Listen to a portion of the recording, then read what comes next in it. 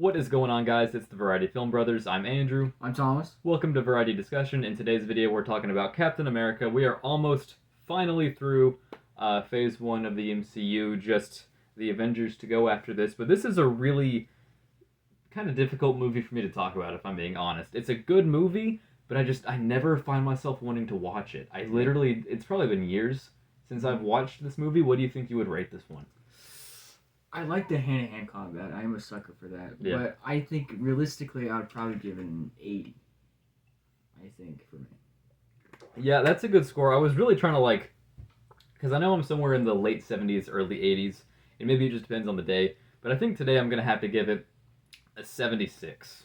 So we're pretty much in the same ballpark there. I think it's a good movie. I have that it's well shot. It's well acted. Hugo Weaving and Chris Evans do just a fantastic job in this movie. They're really great, but it really lags sometimes, man. There are some scenes where I'm just like, whew, Yeah. That's not even to say that they're bad. They're just very slowly paced, and again, once in a while, totally fine. But I just feel like, I don't know, we get this big action montage that's 5 minutes, and I'm like, why couldn't this have been more of the movie? You know what I mean? But it's not bad. Something I really enjoy in the first scene are the Thor and Iron Man references. Or I guess the Iron Man ones aren't really in the first scene, but with all the talk about Yggdrasil, and, the tree, the tree of life or whatever that we heard Thor talk about in the last movie, and then with the Iron Man references later on, with Howard Stark. And for some reason, we get the Iron Man repulsor sound with the bad guys charging up their cannons. So I actually really don't like that, because I don't think there's a through line there. That's not the same technology, is it? I don't think so. But this is Phase 1. I think they were kind of just trying to connect as many tissues, as many knots as possible back then, and I think that's fine. We could actually stand to have more of that in the MCU now. I think with Phase 4 it was just all over the place. So it's kind of nice to see things a little bit more simple, a little bit more connected. Something they really did a great job on was the CGI on young Steve. I'm pretty sure to do that they had a really either a kid or a guy that was actually really small, and they just imposed Chris Evans' face over that. But the timing of it all is perfect. It doesn't look off. His head's not lagging behind his body or anything like that. I feel like that would have been those would have been relatively easy mistakes to do, but again, really well done. What do you think? Yeah, you don't see any ripples that have Yeah, no, there could have been so many ways where that went wrong, especially back in 2011. I mean, not that that was too long ago, but this movie is 12 years old now, which is pretty crazy. I really don't have a whole lot on here. Like I said, there are a lot of scenes where I kind of just mentally phased out. A really good one, though, I think, was the scene where that one guy is painting the Red Skull, and we don't actually see him, but we see the red paint on the table. I think there's just something about that that's really cool. Yeah. But speaking of his actual makeup, I'm kind of iffy on it. I think it's fine. I think it's serviceable, but something about it is just, it's too simple for me. It's almost cartoonish, and then you have the really exaggerated cheekbones, and it's just I don't know. I think it could have stood, or could have standed, I don't know, to be slimmed down just a little bit. What do you think? The cheekbones were a bit just a little bit too big, in my opinion. If they cut that in half, it probably would have looked better. Probably. But other than that, I think it was more what's really underneath the skin, just the. Yeah, like I said, I really in that first scene. I really like when the mask starts to slip a little bit. He has to push it up. There's something just really unnerving about that, especially if you're not a comic book fan and you don't really know what's up with him. You're just that dude's skin was coming off. What's going on there? But I really do think they nailed the personality of Steve Rogers. I don't really know why he's such a good guy, but he really is, and Chris Evans plays that really well. I love the scene. A lot of people go back to this one where he jumps on the grenade, and that's just Steve Rogers in a nutshell right there. And again, another really good scene.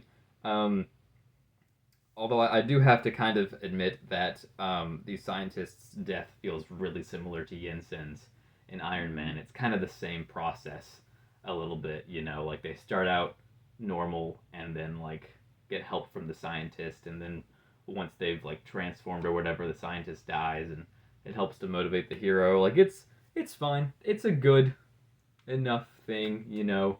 But like especially like back then when there were only 4 MCU movies out, I feel like that was probably a lot easier to spot. You know what I mean? Another thing that you noticed, I think, is that like the first scene, like the very first scene of this movie, is in 2011. Like it's in like the future, the present, I guess. However you want to put it in comparison or in from the perspective of like the actual timeline of this movie, um, like where most of it is set anyway. Um, so we start out in 2011, then go back, and then go forward, and this is literally the third MCU movie to do that. Iron Man and Thor as well did that, and I just want to know what their obsession was with that formula back in Phase One. I can't think of the next movie in the MCU to do that. I know the Avengers doesn't, but like again, I really feel like they should have been watching that more closely to make sure that like they're not making their movies too formulaic, because that's something that obviously a lot of people say now about Marvel movies, and I think they'd be right. Is that they all kind of follow a template, they all kind of feel the same, and I feel like in Phase One they probably could have been watching that just a little bit more. Um, Yeah. Another detail I really like is that after Steve first gets his powers, he's kind of an idiot. Like he's running really fast and all that, but he doesn't really know what exactly he's doing, so he's like tripping over stuff and like Burning the glass. yeah, he's just kind of being an idiot. Um, but a likable idiot. I have to admit that. So it's something that you brought up that I've never even really thought about before, is that it really is messed up that like they make Steve like start being this like stage monkey. It's really, you know, because you're supposed to kind of just feel bad for Steve, you know, that like he finally got his chance and then they're pulling that away from him again. But it really does the scientist a disservice. Like he put so much of his life and then gave his life into making sure that this got to a good person. And then once it did, they're just like, yeah, we'll make him perform. Yeah. You know, like that's pretty messed up. And he also agreed to it too. Yeah, I'm honestly really surprised that Steve didn't just like quit and go AWOL as soon as they brought up that plan. But I do really like, this is a super small detail. I do really like that Steve draws. I think we should have like seen that later on, like in more movies. I don't know, just had like you don't have to do a whole arc about it. You don't have to do a movie about Steve like entering a drawing into an art contest, but just like have him draw every once in a while. I think it's a good. Again, it just seems like him a little bit, you know. Like if we see, this is another thing I was thinking about watching this movie is like where is old Steve, you know, because they've been hiding that from us since Endgame. And I swear to God, if he's just like, if he really is on the moon and he's just sitting there and just like drawing, I'm gonna like that. Yeah. I don't really know why, but I would like that. He's like picked up somewhere and just drawing out of nowhere, just like, oh hey guys, I'm in this movie. I don't know why. Yeah, just. Do you have anything written down that you wanted to bring up? What I really don't like about it is the pistol that they use. I'm pretty sure it's a 22. Oh, in the opening scene. Yeah, where like the pistol is like kind of weak, but like it shoots like straight through that guy. It shoots straight through one guy, and then like the next scene with the Hydra spy, he gets shot with it once and just like ow, and then just walks away. Yeah, just runs away. Like the damage is like inconsistent. Like yeah. See, I feel like they should have had a weapons expert on like the MCU team, because in Iron Man that would have been really useful, in this movie that would have been really useful, in the Incredible Hulk that probably would have been pretty useful. So I feel like they should have like a weapons expert team, or something like that. You know what I mean? To just kind of help keep these things consistent, because it doesn't bother me. I'm not a weapons dude at all, but like for anyone who knows anything about it, I can see where that would just be really like off-putting. Because like a 22 should not be able to just blast someone's chest straight through with a hole like this big. It just doesn't really make any sense. Like I said, it doesn't bother me, but I could see where like someone who knows anything about that sort of thing would, you know, think that was really weird. But I do really like Cap's suit in this movie. I do like that it gets used again in the next movie, but of course we'll talk about that more then. I like the brown on it. Brown is like basically my favorite color, so the more that you throw into any of these suits, the more I'm going to like it. So yeah, good suit. The next one is probably better. Not the Avengers one. I don't like the Avengers one very much at all. I don't think anybody does. But the Winter Soldier one is very good. Um, oh yeah, so I don't think we've talked about Peggy very much. I think Steve and Peggy's relationship in this movie, as small as it is better than Tony and Pepper's most of the time. Yeah. Like I like that like they don't really get to fully get together in this movie because I think that would be like I think it would kind of diminish Endgame a little bit. I like the idea that like they clearly very much like each other. They're very good for each other, but like right when they kind of realize that things just like kind of go downhill Yeah. pretty literally. Yeah. But Steve is really stupid for kissing that one girl. Like Yeah. I know she came on to him and like but he was clearly uncomfortable. He totally had the right to just be like, no. You know what I mean? I don't know why he didn't. I get it. He was nervous and he hadn't really gotten all that much action at that point in his life, but like I feel like Captain America can stand up for himself. Yeah, like he's injected with 6 of those like serum things. So like clearly the common sense is still with him that like, oh hey, like Peggy has been interested and looking at me for like several times now, and like maybe she's interested in me. I'm just gonna let this girl kiss me. I'm just gonna. Yeah, he's like fully in love with her back at that point too. Yeah. Like, so I just don't know what he was thinking there. But I'm glad you brought up the transformation scene because I think it's a really good scene. I like that we hear Steve like actually be in pain, but he pushes through, and then we get a little sort of payoff, sort of like reverse moment for that in Endgame when Hulk is doing the snap, and he's in a lot of pain, and I forget who it was tells him hey, we should stop, and then Steve is like he can handle it. Mm-hmm. I think he can do it. Like I said, Wait. Chris does a really good job in this movie. Was it Thor? Yeah, I think it was Thor. I think you're right. Good job, Thomas. Your brain works better than mine. Yeah. But the final like third of this movie starts to get kind of crazy. The fight, it gets very convenient. It gets very kind of sloppy as far as the choreography goes. I think in a lot of places, like it's still fine. It gets the job done, but I just think they could have done it better. I don't know why they didn't have a better choreography team for Phase 1 because I don't think like I think this movie does have some good choreography, like you said, but I just don't think it's very consistent. Mm-hmm. I think it could have just been elevated. Yeah. Like they made bad choreography from normal people and good choreography from Red Skull and Captain America. It's really odd, isn't it? Really weird. It really is. Like there's got to be, obviously they do have a choreography team. Every movie with even a little bit of choreography has to have a team. So you'd think they would lay this stuff out, but I mean maybe they did and it just kind of got lost in the whole filmmaking process. But it's just a little distracting. Yeah. But the fight sort of ends with Red Skull holding the Tesseract and then getting beamed up into space, and it really makes me wonder what the plan was at the time. Because they didn't have Infinity War really planned out. Like I know they were thinking about Thanos all the way back from like to the first Avengers movie, but this is even before that. So honestly, I don't think they had the whole like, oh yeah, Red Skull's going to be the guardian of the Soul Stone. Yeah. I don't think they would have. I think if someone would have came into the room and said it, like at any point in time in the making of this movie, I think it would have been like, dude, are you like high right now or something? So I don't know what they had planned, but it was something. Or maybe it was nothing. Maybe they were just like, hey, let's leave something just vague enough for us to pick up at any point in time, just kind of whenever we want to.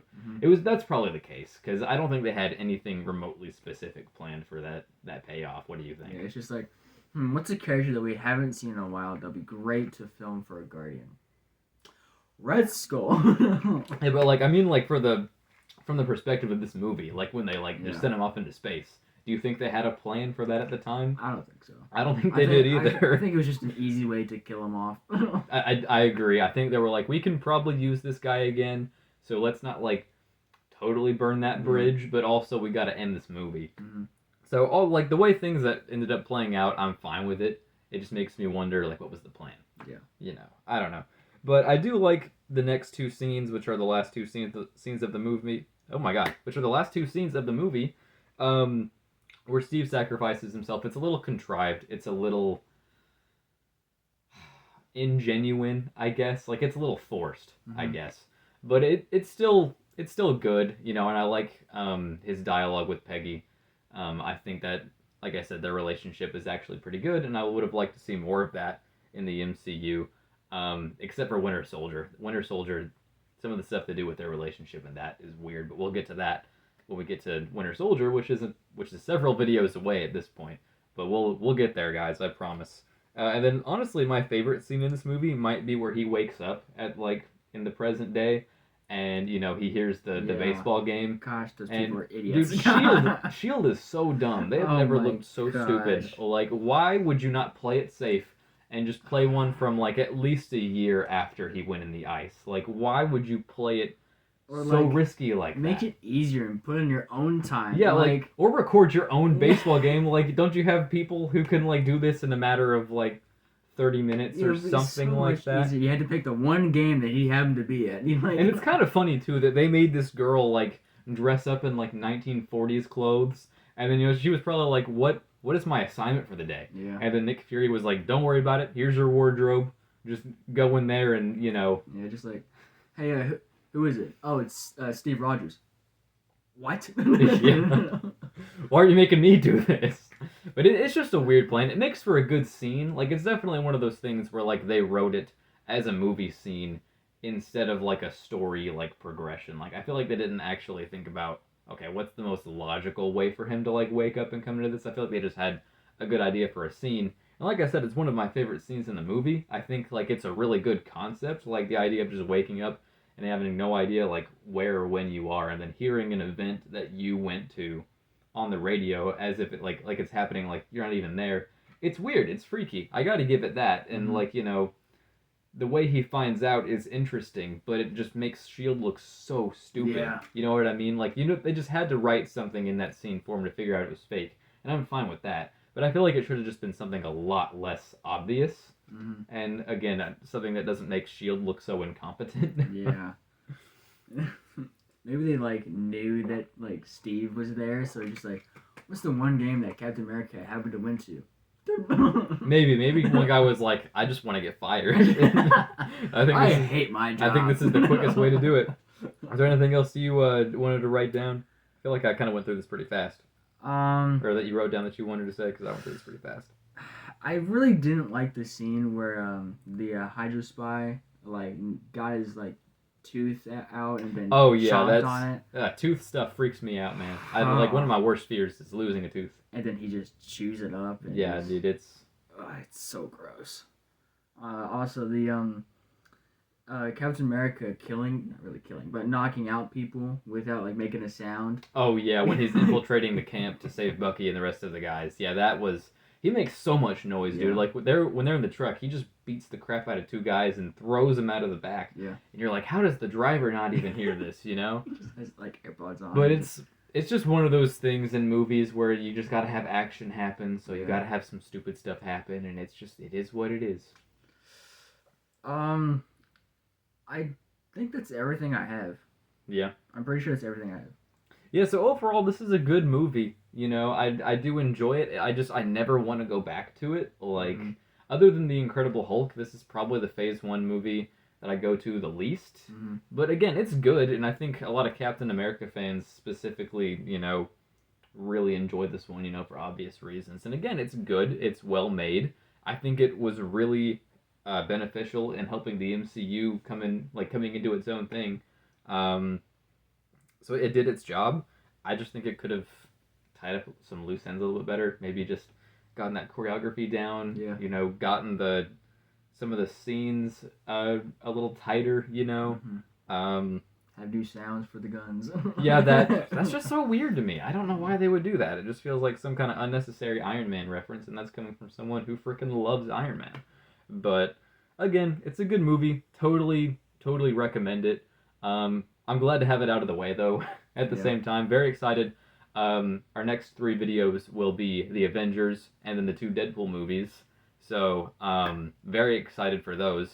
I think that about wraps up this video. Yeah. All right, pretty quick one. Thank you guys so much for watching this one. I'm actually glad we got this one out of the way in a fairly short amount of time, because I think we're going to have a lot to say about the Avengers. Mm-hmm. So look forward to that. Make sure to like and comment down below if you enjoyed the review. Or just want to say something yourself, and subscribe for more content just like this, and we'll see you in the next one. Peace! That's pretty quick, dude. Yeah.